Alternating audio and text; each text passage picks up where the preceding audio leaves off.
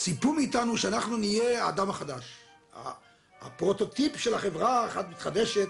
אבא שלי אמר תמיד, לנו תמיד תישאר הגלות. אתם תהיו בני אלים. שכב בני, שכב במנוחה, על נא תבכה מהרה. על ידך יושבת אמך, שומרת מכל רע. מיילל בחוץ התן, ונושבת רוח שם. אך אתה בני הקטן, נו מה שכב ישן.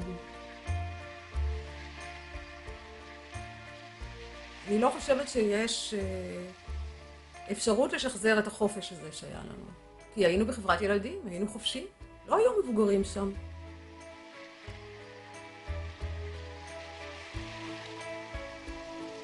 לא איתנו שילדים אחרים גרים עם הוריהם, ושאנחנו מהווים איזה ניסוי גדול.